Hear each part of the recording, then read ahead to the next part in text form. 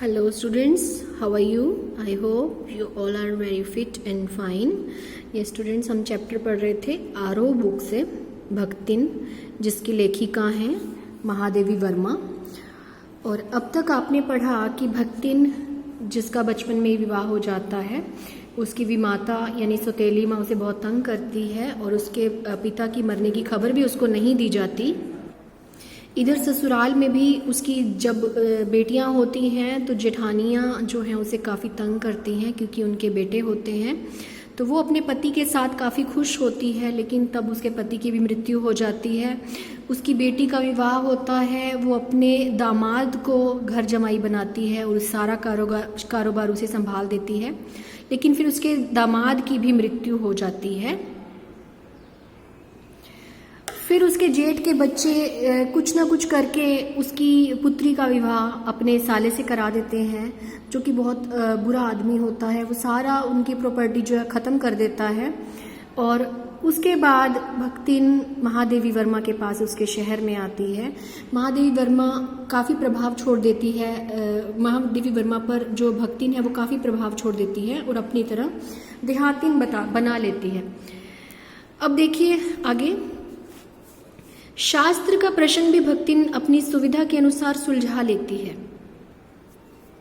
मुझे स्त्रियों का सिर घुटाना अच्छा नहीं लगता, यानी कि बाल मुंडवाना।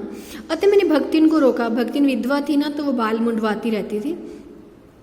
उसने अकुंठित भाव से उत्तर दिया कि शास्त्र में लिखा है। कुतूहलवश मैं पूछ बैठी, क्या लिखा है? तुरंत उत्तर मिला, तीर्थ गए मुंडाए सिद्ध, यानी कि तीर्थ जो सिर मुंडाते हैं वो तीर्थ यात्रा के समान हो जाता है। कौन से शास्त्र का रहस्यमय सूत्र है, यह जान लेना मेरे लिए संभव ही नहीं था। अतः मैं हार कर मौन रह गई, यानी चुप हो गई लेखिका। अब भक्तिन का चूड़ाकर्म हर बृहस्पतिवार को एक दरिद्र नापित के गंगा जल से धुले उस्त्रे द्वारा यथाविधि निष्पन्न होता रहा। नापित यानी कि नाई। अब नाई के उस्त्रे से उसके बाल मुंडाते रहे। पर वे मूर्ख है या विद्या बुद्धि का महत्व नहीं जानती, यह कहना असत्य कहना है। अपने विद्या के अभाव को वह मेरी पढ़ाई लिखाई और अभिमान करके भर लेती है। एक बार जब मैंने सब काम करने वालों से अंगूठे के निशान के स्थान पर हस्ताक्षर लेने का नियम बनाया, तब भक्तिन बड़े कष्ट में पड़ गई, क्योंकि एक तो उसे पढ़ने की मुसीबत नहीं उठाई जा सकती थी, दूसरे सब गाड़ीवान दाइयों के साथ बैठकर पढ़ना उसकी वयोवृद्धता का अपमान था। यानी वो अपमान समझती थी कि बाकी जो नौकर हैं उनके साथ बैठकर वो पढ़े। अतः उसने कहना आरंभ किया, हमारे मालकिन तो रात दिन किताबियन में गड़ी रहती हैं, यानी किताबों में ही गड़ी रहती है। अब हम हूँ पढ़े लागब तो घर गृहस्थी कौन देखी सुनी, यानी कि अब मैं भी पढ़ने लिखने लग गई तो घर गृहस्थी कौन संभालेगा। पढ़ाने वाले और पढ़ने वाले दोनों पर इसका तर्क का इतना प्रभाव पड़ा कि भक्तिन इंस्पेक्टर के समान क्लास में घूम घूम कर किसी के आ ई की बनावट, किसी के हाथ की मंथरता, किसी की बुद्धि की मंदता पर टीका टिप्पणी करने का अधिकार पा गई। अब वो पढ़ना लिखना तो नहीं सीखी, लेकिन दूसरे पर कमेंट करना जरूर शुरू हो गई। उसे तो अंगूठा निशानी देकर वेतन लेना नहीं होता, इसी से बिना पढ़े ही वह पढ़ने वालों की गुरु बन बैठी। अब वह अपने तर्क ही नहीं, तर्कहीनता के लिए भी प्रमाण खोज लेने में पटु है। यानी कि अगर उसके पास कोई सवाल जवाब करने के लिए बातें नहीं होती ना, तब भी वो कर लेती है। अपने आप को महत्व देने के लिए ही वह अपनी मालकिन को असाधारणता से देना चाहती है, पर इसके लिए भी प्रमाण की खोज ढूंढ आवश्यक हो उठती है। जब एक बार मैं उत्तर पुस्तिकों और चित्रों को लेकर व्यस्त थी, तब भक्तिन सबसे कहती घूमी, ऊ बिचरी तो रात दिन काम में झुकी रहती है, यानी कि वह बिचारी तो सारा दिन काम में झुकी रहती है, और तुम पचे घूमती फिरती हो और तुम यहाँ पर घूमती रहती हो। चलो तनिक हाथ बटाए लो, चलो थोड़ा सा हाथ बटाओ काम में। सब जानते थे कि ऐसे कामों में हाथ नहीं बटाया जा सकता, यानी लेखिका जब पढ़ लिख रही है तो उसमें कोई हाथ कैसे बटाएगा। अतः उन्होंने अपनी असमर्थता प्रकट करके भक्तिन से पिंड छुड़ाया। बस इसी प्रमाण के आधार पर उसकी सब अतिशयोक्तियां अमर बेल सी फैलने लगी। उसकी मालकिन जैसा काम कोई जानता ही नहीं, इसी से तो बुलाने पर भी कोई हाथ बटाने की हिम्मत नहीं करता। अब उसको तो एक ही बात आती थी कि उसकी मालकिन जैसा काम तो कोई कर ही नहीं सकता, पर वह स्वयं कोई सहायता नहीं दे सकती, इसे मानना अपनी हीनता स्वीकार करना है। इसी से वह द्वार पर बैठकर बार बार कुछ काम बताने का आग्रह करती रहती है। कभी उस उत्तर पुस्तिकों को बांधकर, कभी अधूरे चित्र कोने में रखकर, कभी रंग की प्याली धोकर, कभी चटाई को आंचल से झाड़कर वह जैसी सहायता पहुंचाती है, उससे भक्तिन का अन्य व्यक्तियों से अधिक बुद्धिमान होना प्रमाणित हो जाता है। वह जानती है कि जब दूसरे मेरा हाथ बटाने की कल्पना तक नहीं कर सकते, तब वह सहायता की इच्छा को क्रियात्मक रूप देती है। इसी से मेरे किसी पुस्तक के प्रकाशित होने पर उसके मुख पर प्रसन्नता का आभा जैसे उद्भासित हो जाती है, वैसे स्पीच दबाने से बल्ब में छिपा आलोक। जब वो मेरी किसी पुस्तक प्रकाशित होती है तो बड़ी खुश हो जाती थी। मैं सोने में उसे बार बार छूकर, आंखों के निकट ले जाकर सब और घुमा फिराकर मानो अपनी सहायता का अंश खोजती है, और उसकी दृष्टि में व्यक्त आत्मघोष कहता है कि उसे निराश नहीं होना पड़ता। यह स्वाभाविक भी है। किसी चित्र को पूरा करने में व्यस्त जब मैं बार बार कहने पर भी भोजन के लिए नहीं उठती, तब वह कभी दही का शरबत, कभी तुलसी की चाय वहीं देकर भूख का कष्ट सहन नहीं करने देती। यानी उसकी थोड़ी सेवा तो करती ही रहती है वो साथ साथ। दिन भर के कार्यभार से छुट्टी पाकर जब मैं कोई लेख समाप्त करने या भाव को छंदबद्ध करने बैठती हूँ, तब छात्रावास की रोशनी बुझ चुकती है। मेरी हिरनी सोना, ये सोना उसकी हिरनी का नाम है, लेखिका के पास काफी पशु पक्षी होते हैं ना, तो सोना नाम की हिरनी है। तख्त के पैदाने फर्श पर बैठकर पागुर करना बंद कर देती है। कुत्ता बसंत छोटी मचिया पर पंजों में मुख रखकर आंखें मूंद लेता है, और बिल्ली गोधूली मेरे तकिए पर सिकुड़कर सो रहती है। ये उसके पशुओं के नाम हैं। और मुझे रात की निस्तब्धता में अकेली न छोड़ने के विचार से कोने में दरी के आसन पर बैठकर बिजली की चकाचौंध से आंखें मिचमिचाती हुई भक्तिन प्रशांत भाव से जागरण करती है। वह ऊँघती भी नहीं, क्योंकि मेरे सिर उठाते ही उसकी धुंधली दृष्टि मेरी आंखों का अनुसरण करने लगती है। यदि मैं सिराने रखे रैक की ओर देखती हूँ तो वह उठकर आवश्यक पुस्तकों का रंग पूछती है। यदि मैं कलम रख देती हूँ तो वो स्याही उठा लेती है। यदि मैं कागज एक ओर सरका देती हूँ तो वो दूसरी फाइल टटोलती है। यानी वो पूरी कोशिश करती है कि किस तरह से मेरी सहायता की जाए। बहुत रात गए सोने पर भी मैं जल्दी ही उठती हूँ, और भक्तिन को तो मुझसे भी पहले जागना पड़ता है। सोना उछल कूद करने के लिए बाहर जाने को आकुल रहती है। आकुल यानी व्याकुल। वसंत नित्यकर्म के लिए दरवाजा खुलवाना चाहता है, और गोधूली चिड़िया की चहचहाहट में शिकार का आमंत्रण सुन लेती है। मेरे भ्रमण की भी एकांत सातिन भक्तिन ही रही है। बद्री, केदार आदि के ऊंचे नीचे और तंग पहाड़ी रास्ते में जैसे वह हट करके मेरे आगे चलती रही है, वैसे ही गांव की धूल भरी पगडंडी पर मेरे पीछे रहना नहीं भूलती। किसी भी समय कहीं भी जाने के लिए प्रस्तुत होती, मैं भक्तिन को छाया के समान साथ पाती हूँ।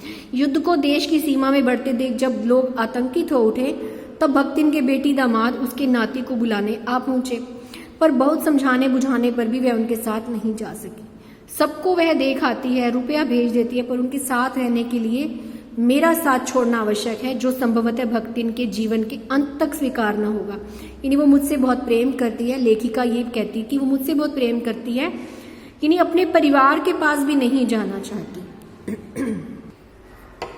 जब गत वर्ष युद्ध के भूत ने वीरता के स्थान पर पलायन वृत्ति जगा दी थी, तब भक्तिन पहली ही बार सेवक की विनीत मुद्रा के साथ मुझसे गांव चलने का अनुरोध करने आई। वह लकड़ी रखने के मचान पर अपनी नई धोती बिछाकर मेरे कपड़े रख देगी, दीवार पर कीले गाड़कर उन पर तख्ते रखकर मेरी किताबें सजा देगी, धान के पुआल का गोंदरा बनाकर उस पर अपना कंबल बिछाकर मेरे सोने का प्रबंध कर देगी, मेरे रंग स्याही आदि को नई हंडियों में सजोकर रख देगी, और कागज पत्रों को छींके में यथाविधि एकत्र कर देगी। यानी लेखिका कहीं भी जाना चाहती थी तो भक्तिन हमेशा उसके साथ ही जाना चाहती थी। भक्तिन कभी भी उसके साथ अकेला नहीं छोड़ना चाहती थी। फिर आगे कहती है, मेरे पास वहां जाकर रहने के लिए रुपया नहीं है।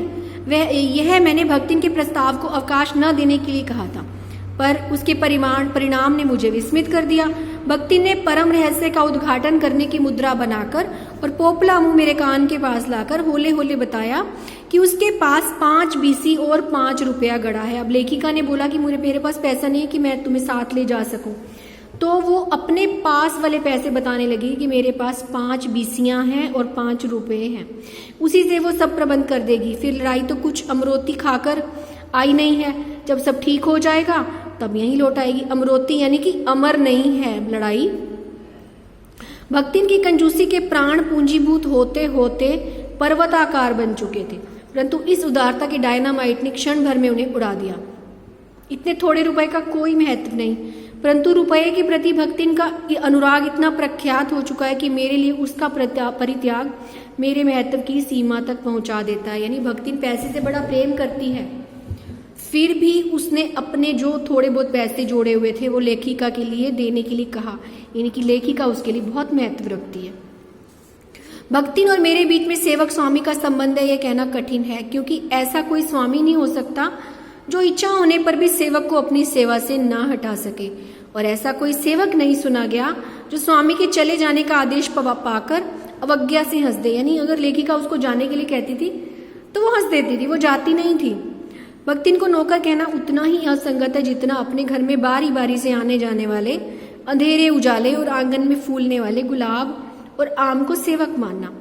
वे जिस प्रकार एक अस्तित्व रखते हैं जिसे सार्थकता देने के लिए ही हमें सुख दुख देते हैं, उसी प्रकार भक्तिन का स्वतंत्र और व्यक्तित्व और अपने विकास के परिचय के लिए ही मेरे जीवन को घेरे हुए है। परिवार और परिस्थितियों के कारण स्वभाव में जो विषमताएं उत्पन्न हो गई हैं, उनके भीतर से एक स्नेह और सहानुभूति की आभा फूटती रहती है। इसी से उसके संपर्क में आने वाले व्यक्ति उसमें जीवन के सहज मार्मिकता ही पाते हैं। छात्रावास की बालिकाओं में से कोई अपनी चाय बनवाने के लिए देली पर बैठी रहती है, कोई बाहर खड़ी मेरे लिए बने नाश्ते को चखकर उसके स्वाद की विवेचना करती रहती है। मेरे बाहर निकलते ही सब चिड़ियों के समान उड़ जाती हैं और भीतर आते ही यथास्थान विराजमान हो जाती हैं।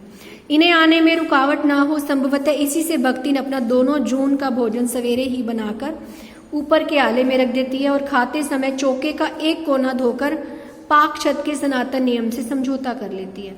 अब जो उसकी विद्यालय की छात्राएं हैं ना, उनका भी बड़ा ख्याल रखती है। जो छात्रावास की जो छात्राएं हैं, भक्तिन उनका भी ख्याल रखती है। मेरे परिचितों और साहित्यिक बंधुओं से भी भक्तिन विशेष परिचित है। इन जो लेखिका के मिलने जुलने वाले लोग हैं, सभी भक्तिन को जानते हैं, पर उनके प्रति भक्तिन के सम्मान की मात्रा मेरे प्रति उनके सम्मान की मात्रा पर ही निर्भर है। यानी जितना सम्मान महादेवी उनका करती है, उतना ही सम्मान भक्तिन करती है, और सद्भाव उनके प्रति मेरे सद्भाव से निश्चित होता है। इस संबंध में भक्तिन की सहज बुद्धि विस्मित कर देने वाली है। वे किसी को आकार प्रकार और वेशभूषा से स्मरण करती है और किसी को नाम के अभ्रंश द्वारा कविता के संबंध में उसका ज्ञान बड़ा है, पर आदर भाव नहीं।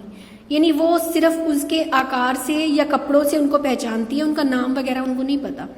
किसी के लंबे बाल अस्त व्यस्त वेशभूषा देखकर वो कह उठती है का ओहू कवित लिखे जानत है, और तुरंत ही उसकी अवज्ञा प्रकट हो जाती है। तब वो कुछो करी है धरी है ना, बस गली गली गाउत बजाउत फिरी है। यानी अगर किसी का वेशभूषा अच्छी नहीं है तो भक्तिन उसकी इज्जत नहीं करती, पर सबका दुख उसे प्रभावित कर सकता है। विद्यार्थी वर्ग में जब कोई कारागार का अतिथि हो जाता है, यानी कोई जेल चला जाता है, तब उस समाचार को व्यथित भक्तिन बीता बीता भरे लकड़न का जेहल कलजुग तहा तोन रहा, अब परलय हो ही जाई, उन पर माई का बड़े लाट का लड़े का चाहिए, कहकर दिन भर सबको परेशान कर देती है कि जो बड़े लाट हैं, बड़े साहब हैं, उनको लड़ना चाहिए कि ये कलयुग है। छोटे छोटे बच्चों को भी जेल में डाल दिया। बापू से लेकर साधारण व्यक्ति तब सबके प्रति भक्तिन की सहानुभूति एक रस मिलती है। बापू यानी महात्मा गांधी। भक्तिन के संस्कार ऐसे हैं कि वह कारागार से वैसे ही डरती है जैसे यमलोक से। कारागार यानी जेल से बड़ा डरती है। ऊंची दीवार देखते वो आंख मूंद कर बेहोश हो जाना चाहती है।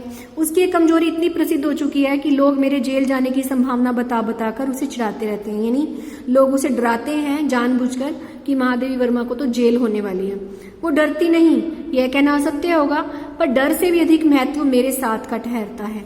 चुपचाप मुझसे पूछने लगती है वे अपनी कैद होती साबुन से साफ कर ले, जिससे मुझे वहां उसके लिए लज्जित ना होना पड़े। यानी वो ये सोचती है कि अगर महादेवी जेल जाएगी तो भक्तिन को भी साथ लेकर जाएगी, और उसे क्या क्या सामान लेके जाना है, क्या क्या सामान बांध दे जिससे मुझे वहां किसी प्रकार की असुविधा ना हो। ऐसी यात्रा में किसी को किसी के साथ जाने का अधिकार नहीं। यह आश्वासन भक्ति के लिए कोई मूल्य नहीं रखता। वे मेरे ना जाने की कल्पना से इतनी प्रसन्न नहीं होती जितने अपने साथ ना जाने की संभावना से अपमानित होती है। भला ऐसा अंधेर हो सकता है जहां मालिक वहां नौकर मालिक को ले जाना बंद करके इतना अन्याय नहीं, पर नौकर को अकेले मुक्त छोड़ देने में पहाड़ के अन्याय के बराबर है। ऐसा अन्याय होने पर भक्तिन को बड़े लाट तक लड़ना पड़ेगा। यानी वो बड़े साहब तक भी लड़ सकती है अगर भक्तिन को महादेवी के साथ जेल में ना भेजा गया। यदि किसी की माई यदि बड़े लाट तक नहीं लड़ी तो नहीं लड़ी, पर भक्तिन का तो बिना लड़े काम ही नहीं चल सकता। ऐसी विषम प्रतिद्वंदियों की स्थिति कल्पना में भी दुर्लभ है। मैं प्राय सोचती हूँ कि जब ऐसा बुलावा आ पहुंचेगा जिसमें न धोती साफ करने का अवकाश रहेगा, न सामान बांधने का, न भक्तिन को रुकने का अधिकार रहेगा, न मुझे रोकने का, तब चिर विदा के अंतिम क्षणों में वो देहात्म वृद्धा क्या करेगी और मैं क्या करूंगी। अंतिम बुलावा यानी कि मृत्यु की बात हो रही है यहाँ पे। भक्तिन की कहानी अधूरी है, पर उसे खोकर मैं इसे पूरा नहीं करना चाहती। यानी भक्तिन उससे वृद्ध है ना, तो लेखिका के अकॉर्डिंग भक्तिन की कहानी अभी अधूरी है, यानी कि वो भी जिंदा है, तो उसे खोकर वो उसे कहानी को पूरा नहीं करना चाहती। यानी महादेवी वर्मा भी भक्तिन से बहुत प्रेम करती है। तो ये आपका चैप्टर एंड होता है। होप आपको समझ में आ गया होगा। Thanks for watching.